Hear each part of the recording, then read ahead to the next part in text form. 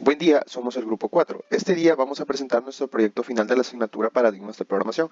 Nuestro proyecto es sobre una jerarquía de empleados de una empresa automotriz, en el cual tenemos cuatro tipos de empleados: gerente, técnico, jefe de área y supervisor, cada uno con un sueldo diferente. Para diseñar la solución utilizaremos el paradigma de programación orientada a objetos en Python.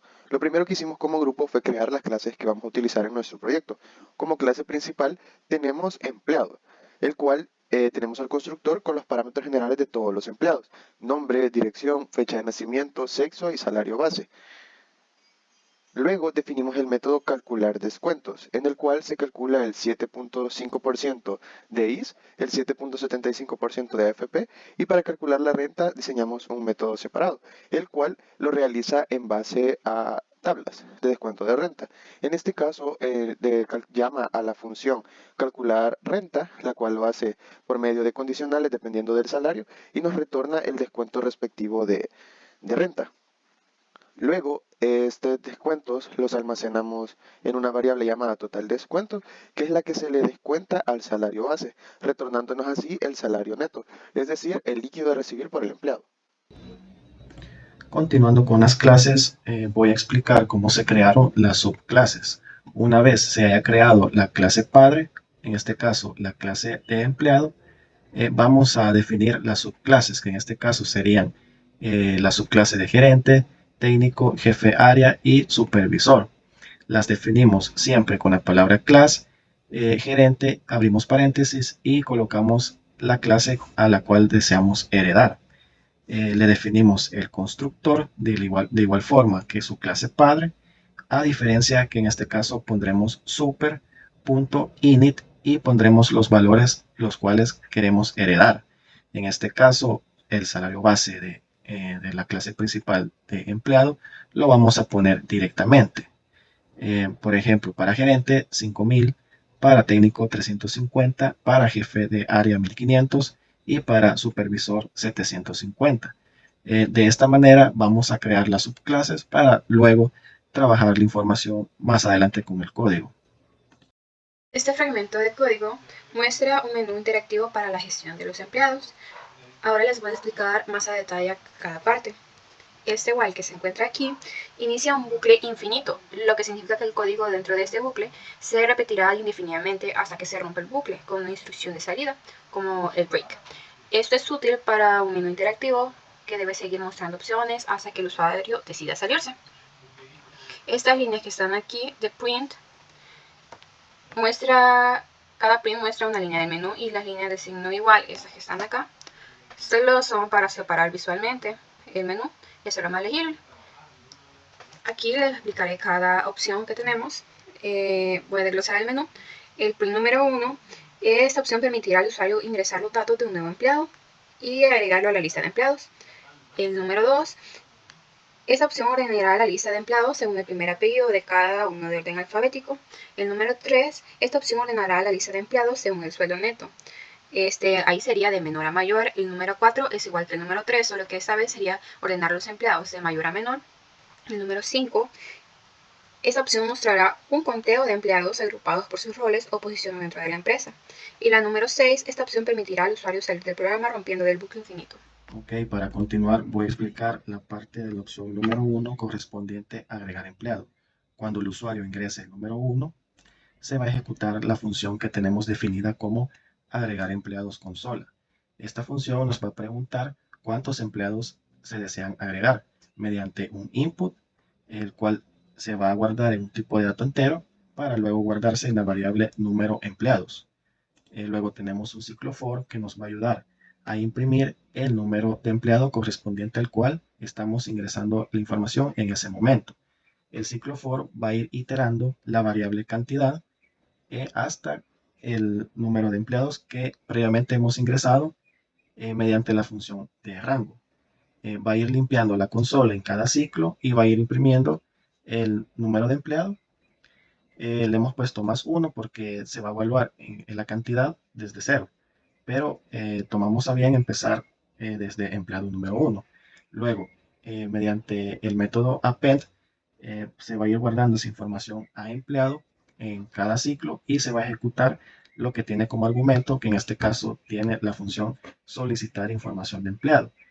Esta función la tenemos acá arriba y lo que va a hacer es que en cada ciclo, dependiendo de cuántos empleados vamos a ingresar, nos va a solicitar el nombre del empleado y su apellido y se va a guardar en la variable nombre mediante un input, así como su dirección, fecha de nacimiento, sexo y su rol. Ahora bien, el rol es importante porque dependiendo del tipo de rol del empleado, así su información se va a ir guardando a su clase correspondiente.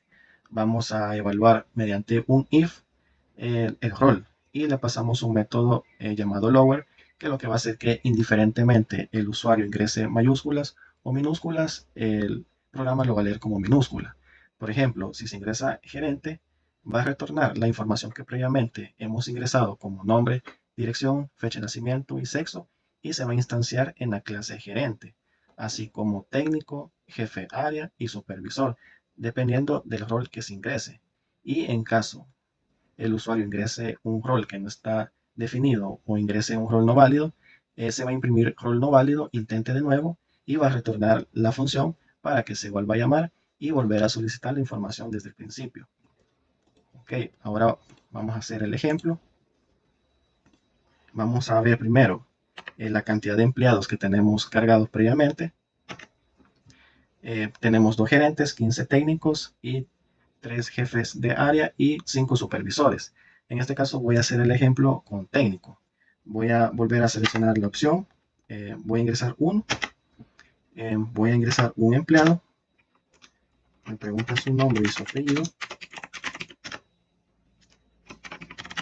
Su dirección. Su fecha de nacimiento.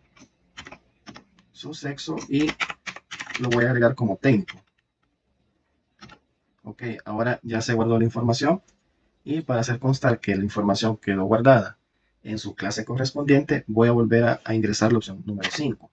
Como anteriormente teníamos 15 técnicos, ahora vemos que ya hay 16 técnicos. De esta manera, hacemos constar que el código trabaja correctamente. Continuamos con la función para ordenar a los empleados alfabéticamente por su apellido. Lo que hacemos es definir una función a la cual llamamos ordenar por apellido. Esta función contiene un parámetro llamado empleados. Este parámetro es la lista de objetos que representa a empleados.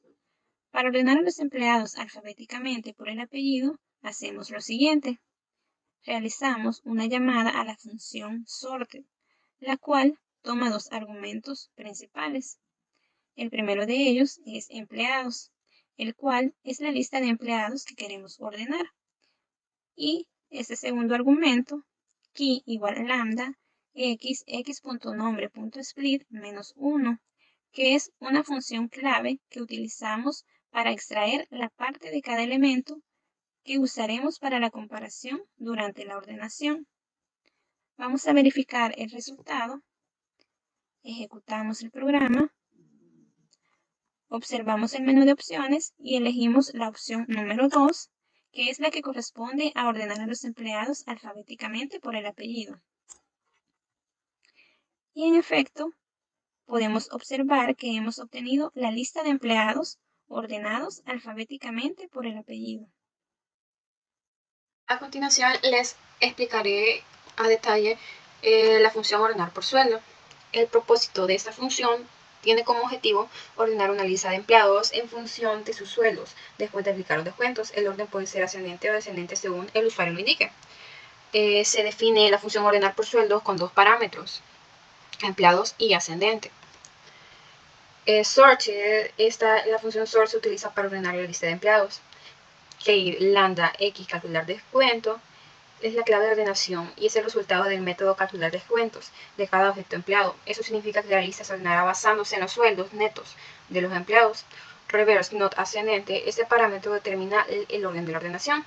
Si ascendente es true, not ascendente será false, por lo que reverse será falso y los empleados se ordenarán de menor a mayor.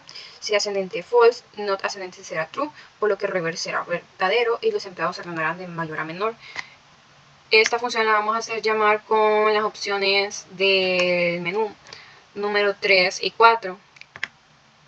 Aquí tenemos el elif opción 3 y el elif opción 4. El elif opción 3, esta función se llama una función ordenar por sueldo basándose en la lista de empleados, y el argumento ascendente será true para ordenar los empleados de menor a mayor según su sueldo después de descuentos.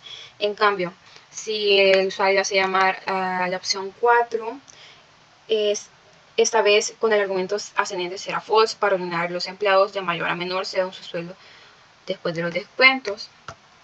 Esto lo podemos comprobar, digamos, si ponemos selección una opción, ya corriendo en la terminal, pondremos la número 3. Aquí podemos observar, podemos apreciar cómo los empleados están ordenados según su sueldo de menor a mayor. En cambio, si el usuario elige la opción número 4, podemos ver la lista de los empleados de mayor a menor. Bien, otra feature que tendrá nuestro proyecto es la función contar por roles, en la cual se crea un diccionario llamado conteo que tendrá como claves los roles posibles: gerente, técnico, jefe de área y supervisor, y como valores iniciales el número 0, ya que indica que aún no se han contado ningún empleado para estos roles. Luego tenemos un ciclo for, en el cual se itera sobre cada objeto empleado en la lista empleados. Dentro del bucle se verifica el tipo de cada empleado usando la función isInstance. Dependiendo del tipo, o sea, la clase del objeto empleado, se incrementa el conteo correspondiente en el diccionario conteo. Por ejemplo, si el empleado es una instancia de la clase gerente, se incrementa el conteo gerente en 1. Después de iterar sobre todos los empleados y en cada rol, se retorna el diccionario conteo, que ahora contiene el número total de empleados por rol. Vamos a verificar el correcto funcionamiento. Si el usuario selecciona la opción 5, primero limpiará la consola, luego se llamará a la función contar por roles, pasándole la lista empleados. Luego se calcula el total de empleados utilizando la función len sobre la lista empleados, es decir, cuántos elementos tiene la lista empleados. Y finalmente se itera sobre el diccionario conteo y se imprime cada rol junto con la cantidad de empleados que tiene cada rol. Recordemos que nosotros tenemos precargado 25 empleados. Entonces, la función, si tiene un correcto funcionamiento, nos tendría que mostrar la cantidad de 25 empleados y distribuirlo por cada rol. Ok, si el usuario selecciona la opción 5, nos muestra el total de empleados, que son 25, que se distribuyen de la siguiente forma. Gerente tenemos 2, 15 técnicos, 3 jefes de área y 5 supervisores, dándonos un total de 25 empleados. Si se agrega un empleado más, este conteo se va a aumentar dependiendo de qué tipo de empleado se haya ingresado. También otra función que tenemos en nuestro proyecto es la de salir, en la cual solamente se finaliza el bucle y muestra el mensaje "se ha finalizado el programa". Y también por último tenemos de que si el usuario selecciona una opción que no sea entre el 1 y el 6, le va a mostrar que la opción no es válida y que lo intente de nuevo. En este caso voy a mostrar, por ejemplo, si yo pongo el número 8, me muestra acá que la opción no es válida y que lo intente de nuevo. Sin embargo, si obtengo el número 6, que significa salir del programa, se limpia toda la consola y se ha finalizado el programa. Para finalizar nuestra presentación, queremos expresar ciertas dificultades encontradas, como por ejemplo desafíos técnicos con ciertas características más avanzadas de la programación orientada a objetos. Otra de las dificultades fue la gestión del tiempo. Equilibrar la carga de trabajo del proyecto con otras responsabilidades académicas fue un desafío. La gestión adecuada del tiempo fue un factor crítico para completar el proyecto con éxito. A pesar de estas dificultades, se logró completar con éxito nuestro proyecto, pudiendo concluir que, con la realización de este proyecto, se demostró la capacidad de aplicar principios de programación orientada a objetos para resolver problemas específicos, mostrando un entendimiento de la encapsulación, herencia y polimorfismo por parte de los integrantes del grupo, teniendo como base la colaboración entre sus miembros y la cual fue crucial para cumplir con los plazos y lograr los objetivos del proyecto. De esta forma, damos como terminada la presentación de nuestro proyecto final. Muchas gracias por su atención prestada.